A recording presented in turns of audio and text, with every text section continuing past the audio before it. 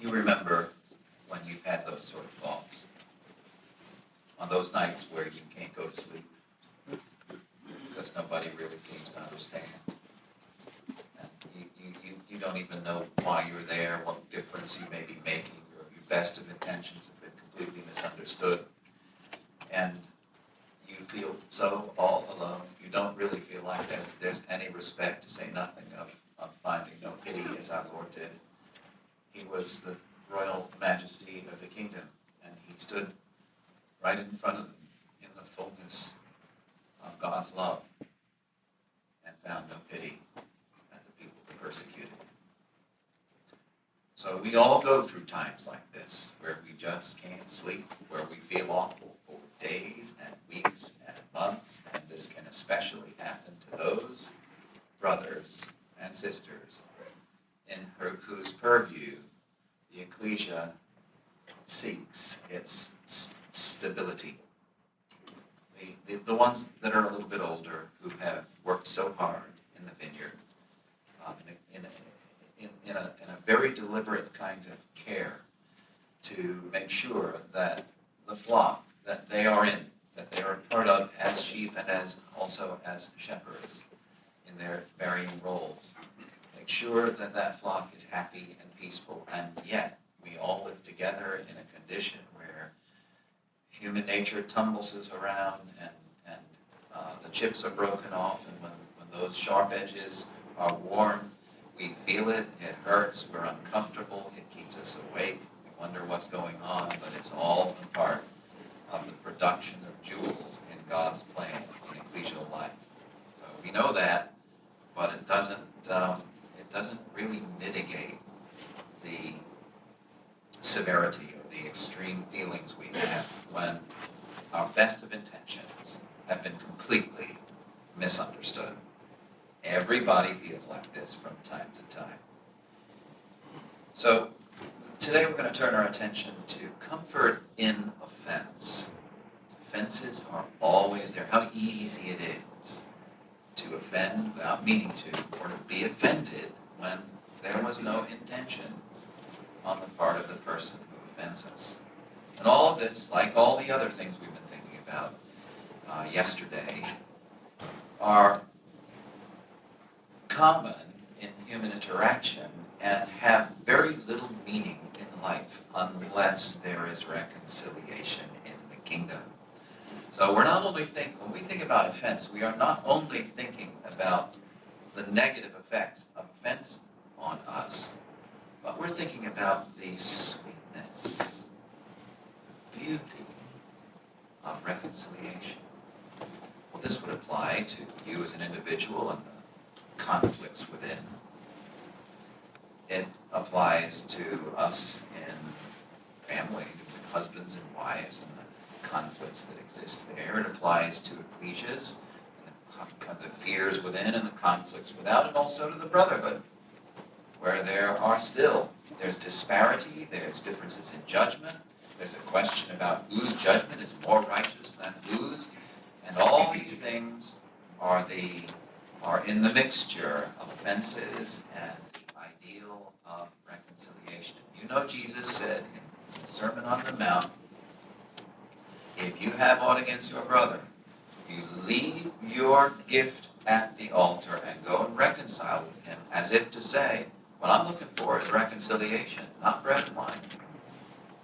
Bread and wine is a symbol of something which, if you don't practice, makes it meaningless at the altar. And the writer of the Hebrews said, the end of his message, Christ is our altar. So when we break bread, that's our altar. That's our offering to God. The offering doesn't mean much in the absence, especially if it's the deliberate, intentional absence of reconciliation. You can't speak about offense without also spiritually understanding the need for reconciliation.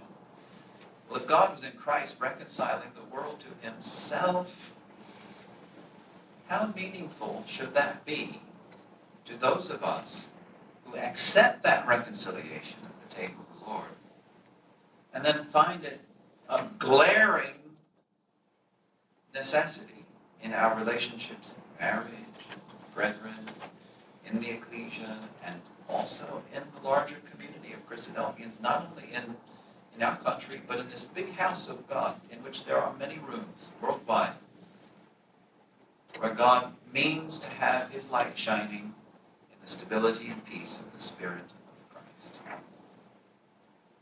So let's look at what sets up reconciliation in the kingdom.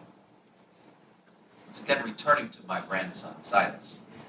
He once sat down at the kitchen table and drew a picture of this thing. Because I had said to him, what would you like us to make in the shop?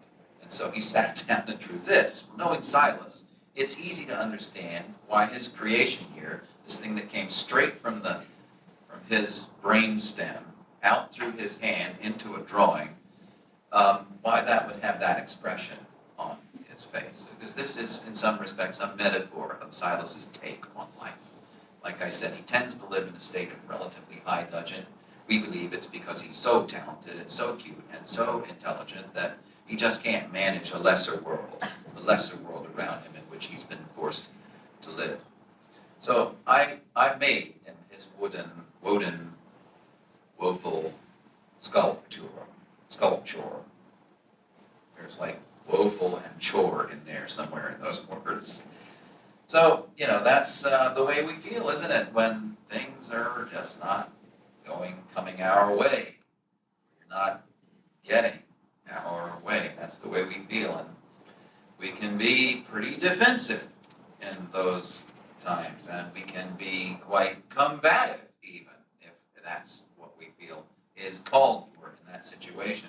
And then there's some times where everything's all so topsy-turvy, helter-skelter, that we just feel like, there aren't any words to describe it. So it's interesting how out of the mouths of babes come these kind of realizations or these depictions of life as it is when you're an adult. Shouldn't seem so puerile anymore, but really aren't we just kind of children all grown up and with all those same little insecure feelings and hurt feelings and desires to be fulfilled and so on. So let's take a closer look at offenses and judgment. I'm going to make a testimony this morning now of a friend who I said on early yesterday would remain anonymous until we speak about it. This is a close friend of mine, and in a minute I'll tell you why. When I was in college, this friend came to my assistance. I was, like I said earlier, I was full of fear and had an extreme level of personal insecurity for a whole lot of different reasons. I couldn't imagine myself ever even getting married. I felt like I was so unappealing, unattractive, and worthless. I had been advised by a counselor not to try to go to college because it just didn't seem from my high school record that college would do anything for such a relatively inhibited intellect. So this friend came to my assistance. As soon as I got into college, I started getting input from him, and his input started to appeal to me, got in my brain, wired me differently, to the point where I spent 3 years of the 4 I was in college writing essays that were prompted by the support given to me by this friend. So we got real close in college, and I learned a lot from him. He was an older brother.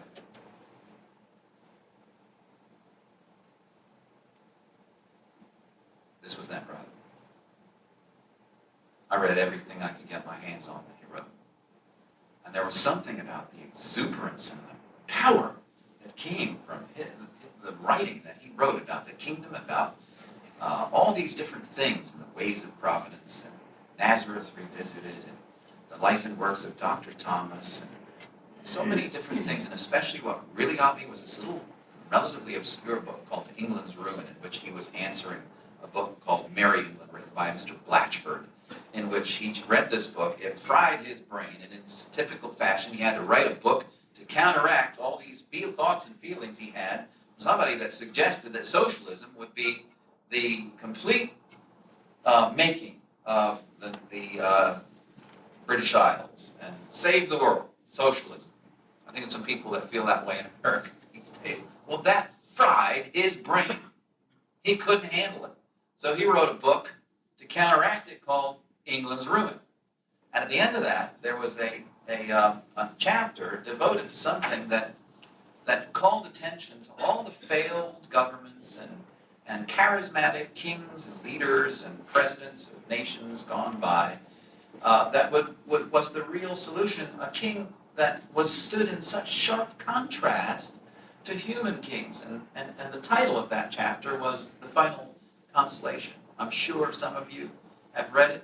If you haven't read it, find a copy. Ask Shannon. He'll find a copy for you and read that. It may strike you as being a different picture of the kingdom than the one you've envisioned, but that's okay. We all have our own personal pictures. When I read that, that was my man. Robert Roberts was my best friend, among all those other things that I read. This is a picture of Robert Roberts a few days before he died in San Francisco. It was in very close proximity to a conclusion that had come from a debate that he was in that he didn't expect. It was a disparity among brethren that he worked all his life to prevent. And now it had come to the fore by circumstance in his life in a way that he never dreamed it would. He did everything that he could think of to do to stop it, and yet it took hold and has been with us to this day like a bad disease, preventing us from all coming together in the way that we long to be in the sweetness of fellowship. So when I saw this picture and realized that this was taken just a few days before he died, I started to cry. Something had hurt my brother really bad, and it's written all over his face. You can see it if you look at him. You can see what killed him. His heart failed. And it failed the morning after somebody had made an idle comment in a Bible class that challenged him in a controversy that he thought was settled so many years ago. The next morning they found him dead on the floor of his hotel room. This is a very interesting thing to think about, but it was personally important to me to understand what had happened. So then I somewhere around the same time, but it wasn't directly connected to seeing this picture, I found in a book a writing called A Letter to My Enemies that he had written 13 years earlier before the debate, before he had died. And I saw that, a letter to my enemies. Why would he write such a thing? Why would anybody take the trouble to write a letter to their enemies? Well, the most simplistic reason, and you know this as well as I do, would be that they won't let you talk to them. You need to sit down and talk, just like Jesus said, go talk to your brother, between you and him alone. See if you can work it out. Say you're sorry. Ask him to say he's sorry. Tell him what he did that was wrong, that made you so upset. If he's humble, he'll say, I didn't need to do that. You'll reach an understanding. You'll be able to say you're sorry. And it all goes away. It evaporates in the air. That's the beauty of forgiveness. Whatever it was, it didn't matter. Whatever the sin, whatever the problem, whatever the battle, whatever the conflict, forgiveness just makes it evaporate and the sun shines again. So when you can't do that, what do? Well, if you try to write a letter, it's kind of hard to convey all those expressions that come through in communication. You can't see a smile is trying to be on somebody's eyes. You can't feel the warmth in a hurt voice. You can't tell what you really need to do sometimes if all there are cold words on a piece of neutral paper. But I think Robert Roberts had a desire to reconcile what he wanted in his heart, like you do when you get hurt, is to make it go away with reconciliation. This operates inside. You need to reconcile yourself in the same way that Christ did internally when he went to the cross. It happens in marriage when you misunderstand each other, and these things can get very serious, and feelings get involved, and you have this great sense of disparity, this chasm that seems to be like a black pit, and there's no way to traverse it. But when this happens to you, do you not really know, knowing Christ, that reconciliation is really the most important thing? If only you could, it would all come back. All the beauty of sunlight and a beautiful day like a morning without clouds would be there for yours to take in a peace of love.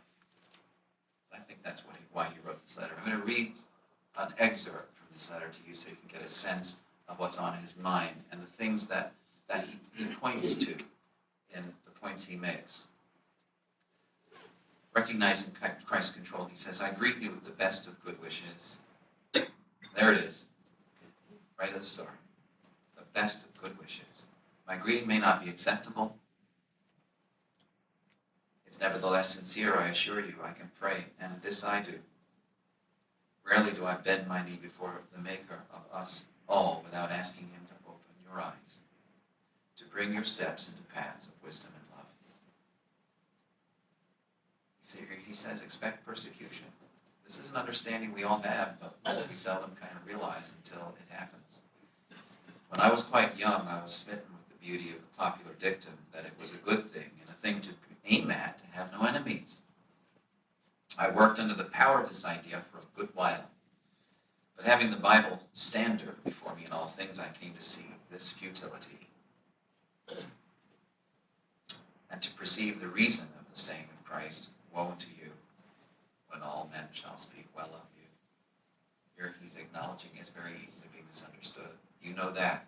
If you follow Christ, you know how easy your best intentions to follow him can so easily be misunderstood.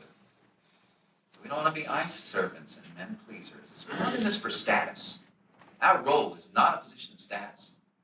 It's a role of responsible protection and the enhancement of stability and peace. So he says, I found it impossible to avoid giving offense. Impossible. And after many struggles against the inevitable, I quietly and grimly surrendered to the inevitable. I saw that I could not prevent the making of enemies without becoming an eye servant and a pleaser of men. That's how men get the praise of other men. They're eye servants. They serve the purview of the way other people look at them, and it's all false. And they try to please men instead of pleasing God. Pleasing God is what Jesus did, and he did not get the praise of men for it. I therefore made up my mind to accept enmity. I do not mean to give up the idea of being friendly. The oppositions were hurtful. Not able to carry myself toward you as I should desire. Between chronic physical discomfort of body, that didn't go in the record for us. We don't read about Robert Roberts' discomforts physically. And the grimness begotten of collision with opposition. The grimness begotten of collision with opposition. And to constant action in one line of things, I realized that I must appear a very repugnant person in your eyes, notwithstanding my strong desire and best efforts to sustain a different part. He found himself in Paul's position,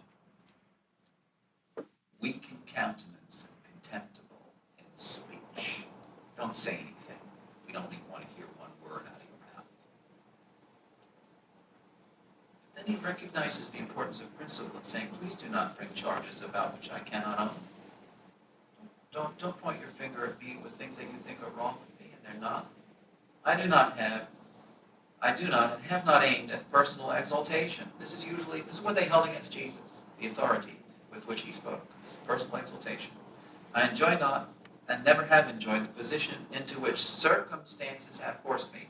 I don't think there's one arranging brother in the world who has a good heart, a heart that's right toward God and applied to his word, that doesn't understand that circumstances, not intentional design, but circumstances have placed them in the position that they are in which they are forced to make adjudication and judgments and talk about the comings and goings of ecclesial life in a way that creates the need for some actions in some cases or some judgments, the kind that Paul said we have to make if we expect to be in the kingdom.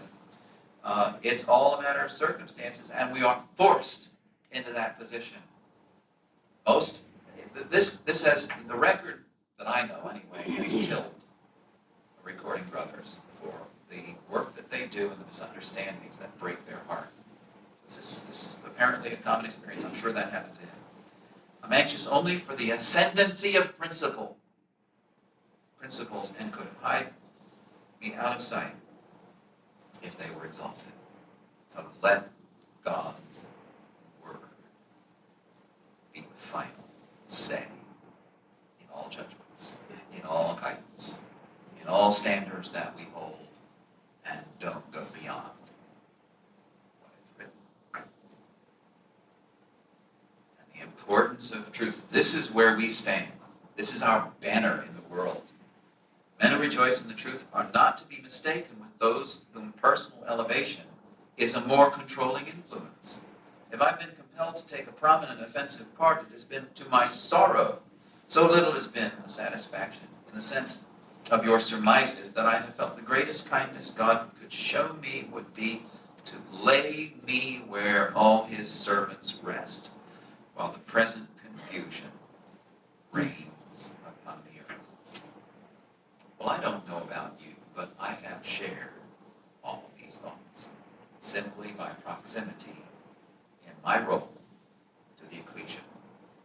I didn't mean for it to be that way. I got older without realizing that would happen. In the abstract, when I was young, I kind of knew I would develop some age at some point in life, but it came on me a lot faster than I thought it would. And in that, responsibilities and a role I didn't foresee and circumstances that have taken me to those nights I was speaking about, and in the disposition of all these things he points to. And if you are my age and you have been in that role in your ecclesia, you full well know what I'm talking about. Younger brothers, don't be under any illusion. This is your lot in life in the ecclesia. It will happen. It's normal. It's intentional from heaven. And it's there to give us the experience we will need to have the same controlling influence in the kingdom, when instead of being helpless in an ecclesia, we will have all the power of Christ's disposition and physical presence in this world, in immortality, to bring peace on earth and goodwill toward men, straight as emissaries from the mouth of the law received from Christ's throne. In all that, there's the importance of mercy, he says. And now, if my whole work and my whole influence to promote the truth in public and private, in theory and in practice, I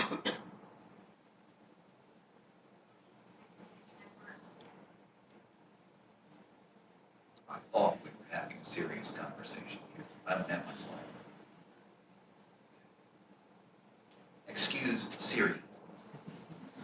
At least she didn't show up there.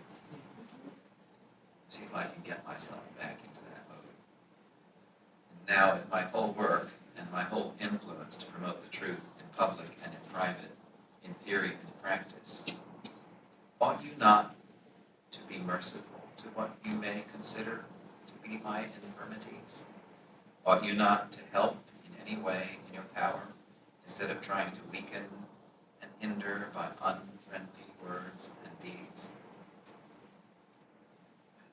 So, as usual, God's Word addresses this particular issue because it was the environment into which he placed his Son, so that when his Son sat at his right hand and then spent the next 2,000 years looking at his ecclesial life and looking at the world and seeing one kingdom come and go and watching the way men work in their competitions and in their status with each other and in their ambitions, watching all that for 2,000 years, having gone through that tumbling in his experience with the Pharisees, will be ready, really will be ready, when he sits on the throne to make the law that will be applicable in every nook and cranny of human nature as it continues to assert itself against the will of Christ in the kingdom.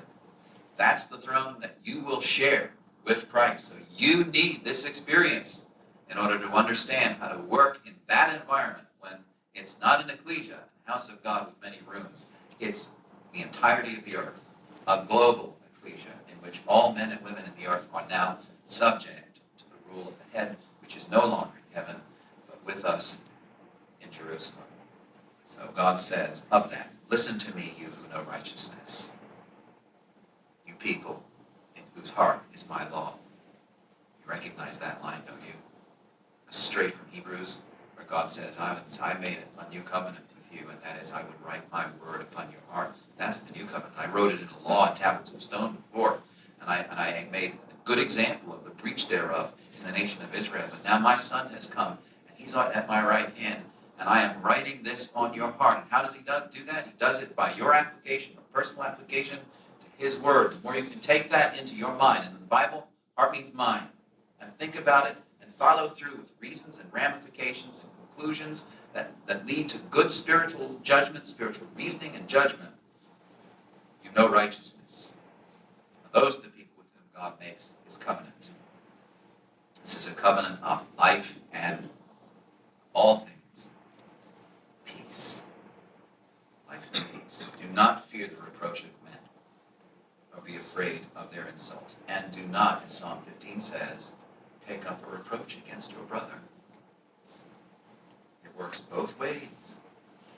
For moth will eat them up like a garment, and worm will eat them like wool.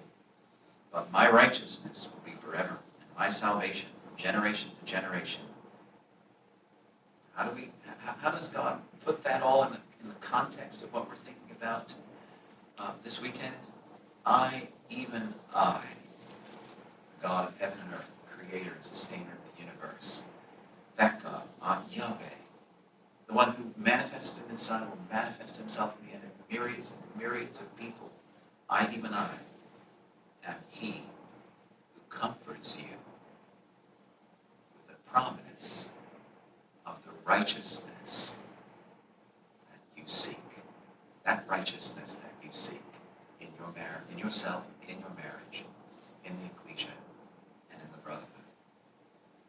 God is comforting us with the promise of that righteousness. And he'll keep his promise. Let's take a closer look at the second letter to Corinth.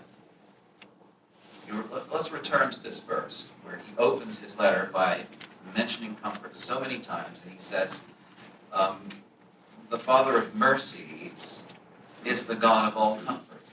There's obviously a direct relationship between the application of mercy and handling all afflictions with this comfort, handling the God of all comfort who comforts us in all our affliction. And you remember that we noticed that affliction is a big part of his point in opening the second letter. Well, there's a reason for that. And the reason is that the first letter addressed various kinds of conflicts in the ecclesia that involved offenses and judgments that became an affliction to him and the ecclesia that he had to resolve. And it hurt everybody's feelings, hurt him to write the letters we already said, hurt them to read it, hurt them to act upon it and to make judgments that he asked them to make. So when he wrote the second letter, he's in recovery mode. He's seeking reconciliation with the second letter. That's the reason there's a second letter, if you read it carefully. And in the application of the principles that he sent them in the first letter, there was a steady wind of accusations that came back at him, resulting into this. He was forced into self-defense in his effort to reconcile, just like Robert Roberts attempted to do in his letter to his enemies. He was forced into self-defense, not wanting to, but resorting to boasting 29 times in the second letter. Saying, I shouldn't be saying this, but look at what I've done. Look at what I've suffered. Look at what I've tried to do. He didn't want to speak well of himself, but he was forced into self-defense because of the accusations that had been made against him. And he was trying, it was like the most earnest appeal he could think of to say, this is who I really am. Can you please trust my words when I say these are my best intentions? And I mean it. I mean the best for you. I love you. It was all out of love that I wrote this. It hurt me to write it, but I did. And now if you listen to what I say, things will settle down and you'll have the peace that you seek. If you just listen to what I say. Let's take a closer look at what caused that conflict in the first place. In the first letter, it was discord and dissipation. Discord and dissipation. Jesus speaks about discord and dissipation as being characteristic of ecclesial life in the vineyard in the last days. And this is how he puts it. But if that wicked servant says to himself, my master is delayed. This is in our times. So we think, well, Christ is not back yet. And begins to beat his fellow servants. That's the discord. And eats and drink with drunkards. That's the dissipation. Well, then that's a real serious problem. And he describes it that way. Can you think of two words that would outline what we are dealing with in ecclesial life and in the brotherhood and even in our families more than discord and dissipation? Discord is all the conflict, the argumentation, the disparity, the misunderstandings, the failure in words, the bad emails, the angry letters, all those things. And the dissipation comes to us straight, expressly from the world, piped into our homes through the internet, through televisions, total dissipation, moral dissipation, and the advertisements and glamorization of dissipation to the point where our kids don't even know the difference between right and wrong. They're so completely exposed to it all day, every day. Discord and dissipation.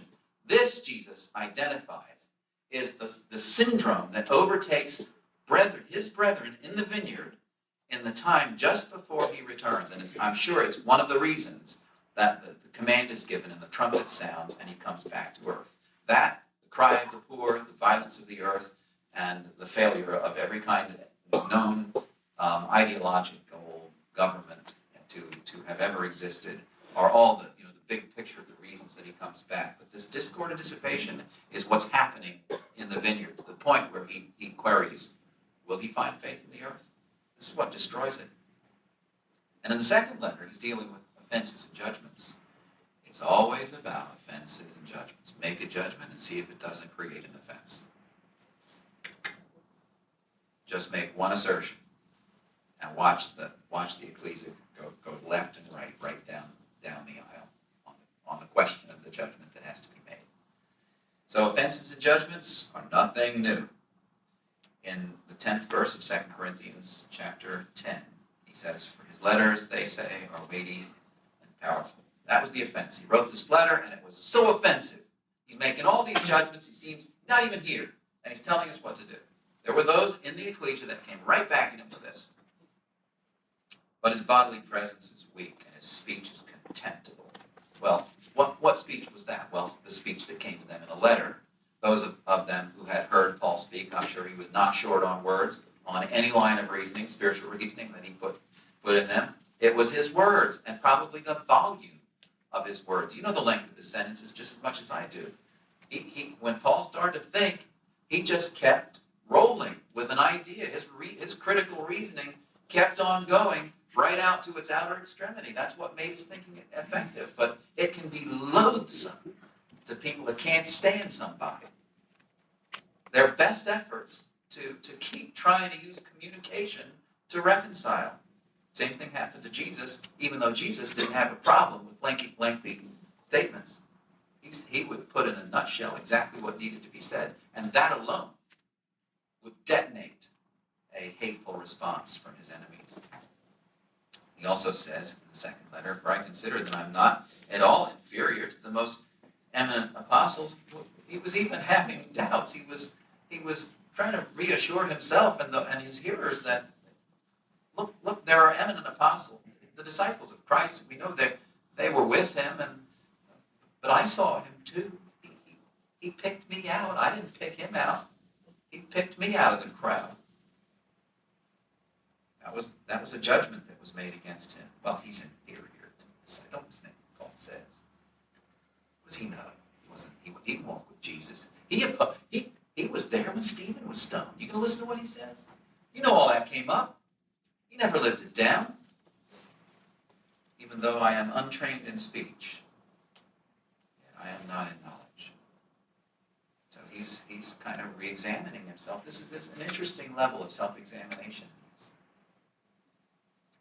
So the offenses and judgments that they brought against him in the first letter was they swayed many brethren against him after he made his appeal to the ecclesia.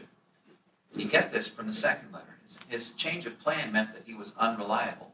He meant to be with them, and he had a change of plans, and so he couldn't come and visit them, and they held that against him. Oh, he's unreliable.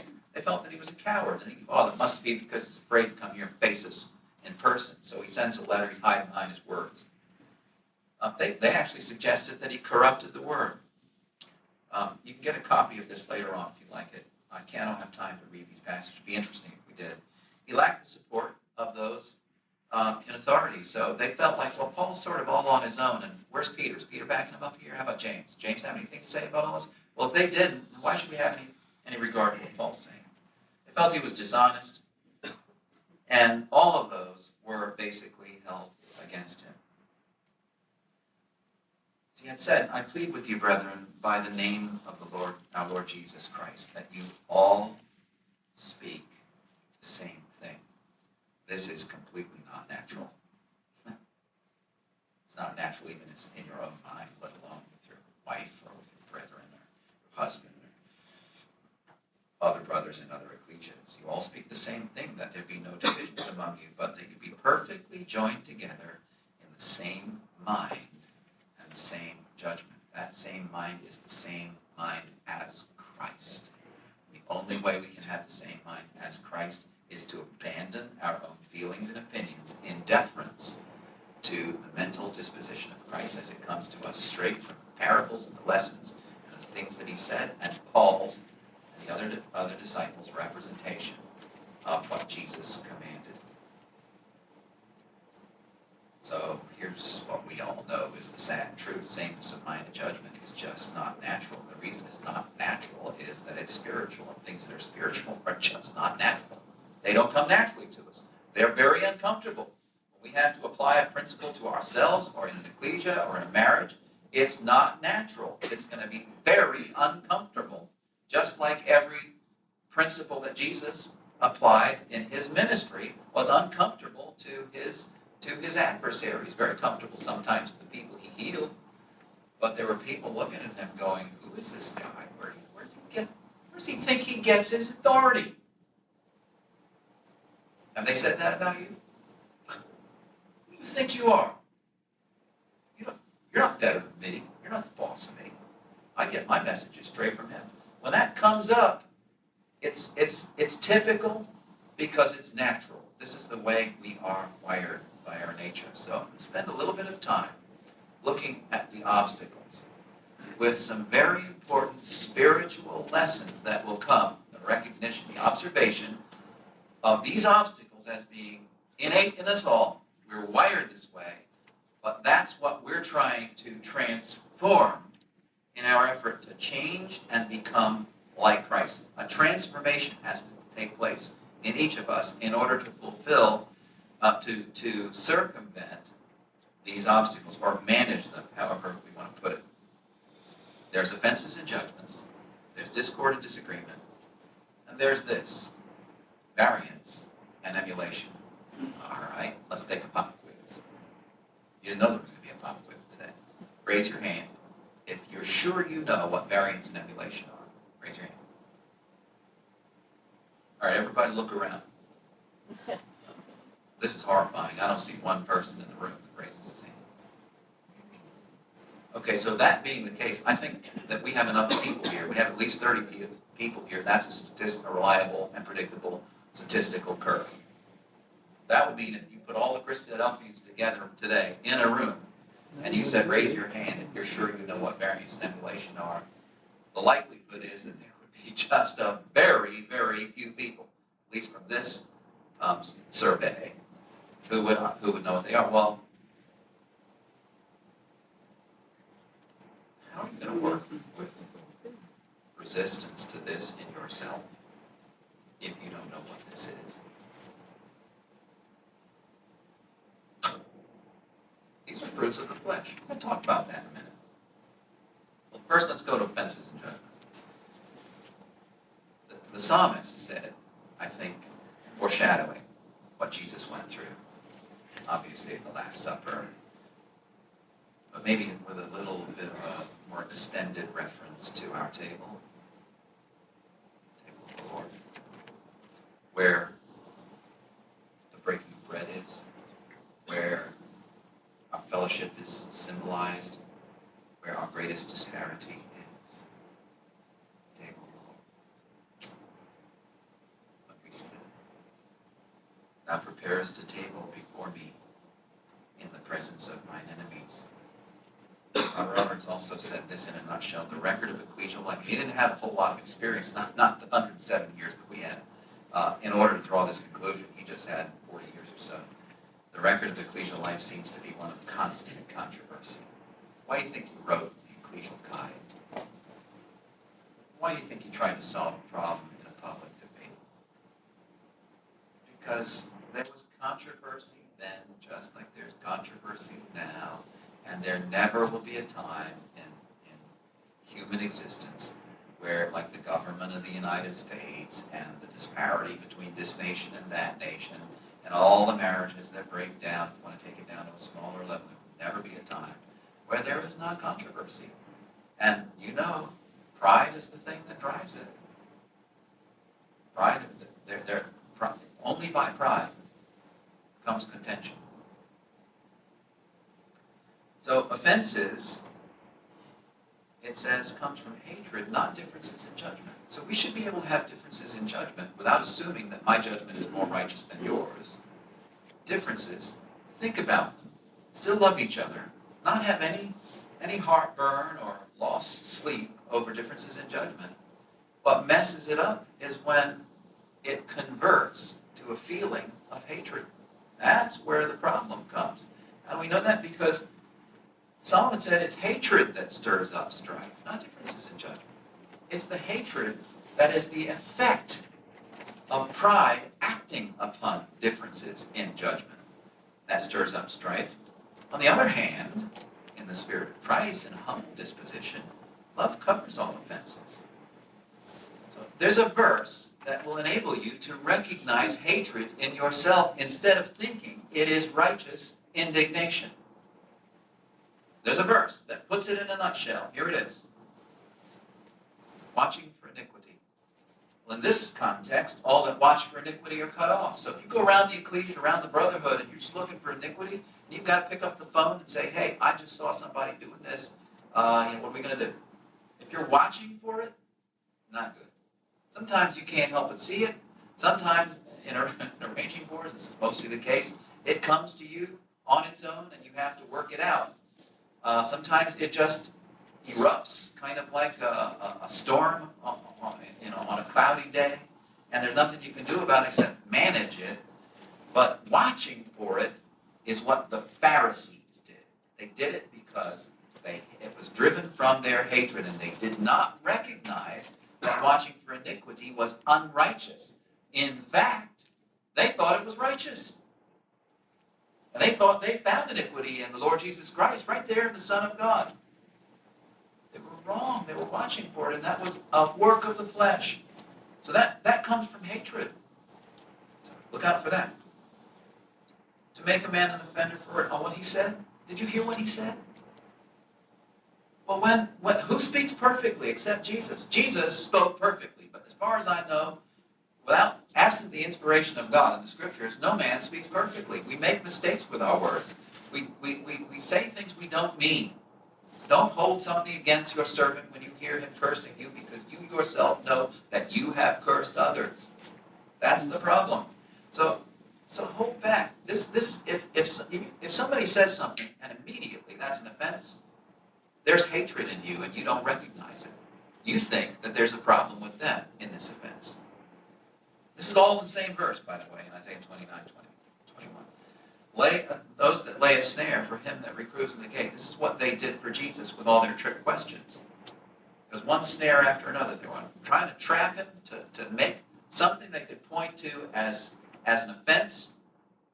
They could take that offense and use it against him as a judgment, and then with that judgment, he said he was going to destroy the temple. He's got to go. You got to kill him. That's blasphemy. Did you hear it? It was blasphemy. He said he was going to destroy the temple. They laid a snare for him. And all he was doing was what his father bid him to do, is to reprove and negate. Brothers and sisters, this is what the older brothers in your ecclesia are attempting to do imperfectly. There's a part of ecclesial life where reproofs need to be made. They need to be made in love. They can't be made harshly. They need to be made gently. So a lot of self-control. You've got to rule your spirit if you get into this mode. But if you are hugging your child saying you must never do that again, you know what it is to reprove in love. There's a lot of correction and reproof that comes from older brothers and sisters in an ecclesia that is an essential part of ecclesial life. So don't try to trap them in that. It's a sign of hatred. And the last one is turn aside the just for a thing of naught. Well, of course, that's what they did with Christ. They would take nothing and hold it against him. And in the end, turning him aside, being just as he was, perfect and blameless, they held a trial and accused him falsely and put him to death as a common criminal. For what? What was the crime? Wasn't there. It's a thing of naught. All that is a sign of hatred within. We need to recognize it in our own hearts, or we will be deceived into thinking that hatred is righteousness. Second one, discord and disagreement. Agree with one another. There's two problems that lead to discord between brethren and also in a marriage. One is being righteous over much. I think we kind of gloss over this line without realizing the impact it should have on our conscience, where we nitpick and take the slightest little thing and turn it into something so huge, a mountain that is an obstacle that fills up the ecclesia and pushes everyone out. This huge mound of trouble that comes from one little point that we think is just so righteous. And so Paul says, be not overly righteous. If there's those of you who knew my father, I think there's just a few people in here who did. If there was one thing my dad taught me by example, it was to not be righteous over much. You can let a lot of things go. Let them go in a marriage, let them go in an ecclesia, we should let them go in the brotherhood. But when we kind of act like bear traps, and somebody's walking along, and with our righteousness, that trap springs, and we gotcha. That messes, that puts somebody in a state they can't escape from it. It stops bears and people from walking any further. So let's don't be righteous over much. He goes on to say, do not make yourself too wise. You may have all the verses in mind. You may have written great articles. You may have taught a lot of people the truth, but it's only us. We're not Christ. We're not on the throne yet. We're not perfected in righteousness. And so he says, why should you just destroy yourself the way the Pharisees did, essentially? Isn't that what he's saying? They were wise over much, over wise. And then he says this, and I think this is another little thing that we need to have a big look at in our times today, going beyond what is written. He says, I've applied all these things to myself and Apollos for your benefit, brothers, that you may learn by us not to go beyond what is written. Well, how do we do that? Well, we add to what is written with our own writing. And we publish it. And people read it. And it becomes a subject of controversy. Isn't that how the whole thing started? There's a little red book written that went beyond what was written. And once you start trying to decipher what was written, pick apart those words, separate them, and add all your thoughts and opinions into them, some pretty serious influences can emerge into a whole ideology that actually has the power to split brethren for 170 years. If we had followed this advice, we never would have had the division. It happens in ecclesias, happens everywhere where opinions overtake simple principles or profound principles that are simply stated, and we go beyond what is written. Why do we do that? That none of you may be puffed up in favor of one against the other. That was the problem in Corinth, and that's the problem today whenever it happens. So there's the necessity for agreement and humility. Humility is the only disposition that makes this work. So he says, finally, brethren, in the second letter, finally, brothers, rejoice. Aim for restoration. Comfort one another. And he doesn't say, hold on and disagree because iron sharpens iron. He doesn't say that right here. That's not what iron sharpens iron means. Have you ever heard somebody use that to justify disagreement? Well, iron sharpens iron. So, if we take our swords and beat them against each other, they'll both be sharpened. Where's the logic in that? You know that can't happen. Two swords beating against each other does not make them both sharper. They get dull. They make a lot of dents, and they're dull, and they're not even usable. That's not what that means. You know what it really means? Iron sharpens iron. It means strength adds to strength. Two swords are better than one in an army. Strength adds to strength. So you take your strength and your judgment and add that to a brother's, the strength of his judgment, and those two judgments working together in Christ in unity will be stronger. As iron sharpens iron, strength adds to strength. So he says, instead, agree with one another, live in peace, and the God of love and peace will be with you. It is not natural to agree with one another. It's natural to disagree. Natural, not spiritual. Agreement takes work. To bring ourselves to coalesce into mutual accord requires deliberate effort and agreement on all of our parts, and that requires some concession, some allowance for the bigger picture. These are ideals, and like I said, they're spiritual, so they're not natural, so they're not easy. All right, so let's get now here to the bottom line, variance and emulation. The two things that nobody here dared say they know what they are. Like I said, how are you going to work with this if you don't know what they are? They're fruits of the flesh. And guess where they come up? In this big long list that we point to over and over again as, well, this is what's wrong. When the flesh becomes asserted and manifested and overtakes us and a problem gets out of control and we don't know how to manage or handle it, and then look at what happened. There's a divorce, or there's a division, or there's all sorts of, take it out to the world, and James says, what causes all this? But there's passions warring your members. So part of those passions are variance and emulations right there in Galatians 5 and 19 and 20. So what is that? In the house of God, controversy has caused an incalculable amount of suffering and loss of faith. Hold on. I didn't tell you what they are. I thought I had a slide on that, but I don't apparently. So now I have to just tell you. That's okay. If you're just listening, I'll just tell you, just listen, and we'll come together on this point. Variance is constant, habitual disagreement. It's oppositional defiance. There's a disorder called oppositional defiance disorder. So if every time somebody says something, you're in a meeting, you're hearing a talk, you're constantly thinking about how you disagree, and you can't have a conversation with saying, well, I don't know. I knew a person one time, every time I said something, he went, I don't know. And he went into a disagreement. Well, that's variance. Variance in legal terms is when, there's a law that says this is the limit, but you want to change that, you get a variance. All right, so sometimes we're talking about limits in conversations, and somebody comes along and they go, well, I don't know if that's the limit. What about that? Are you sure? Can't we wear this? Can't we do that? That's variance. It's constant, it's habitual. That's not a good thing. You know what that is? That's a work of the flesh, and it only comes from pride, and it causes a lot of contention. Emulation, you know what that is? Emulation is when there's bestmanship. Well, that was a good talk. Wait till your mind.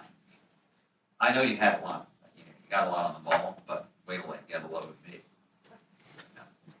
I'll throw some principles that you never thought about. You may even think I'm doing that right now. But you see it in particular when brothers compete with each other for status. There should be no effort at status in an ecclesia whatever at all, period. Forget status. That is what men in Congress do, and look at where they are. This isn't about status. It's about responsibility and accountability. So emulation, if we try to be better, get in a discussion, a spiritual discussion, brother says something, somebody else got to chase it. Every time he says something, somebody else got to come along with and capitalize on the point, kind of up the ante a little bit, make it just a little bit better of a point. Add his point of view. That's emulation. So he does that. Next guy comes along and he goes, well, not only that, let me put it this way to you, and then you'll have a better understanding.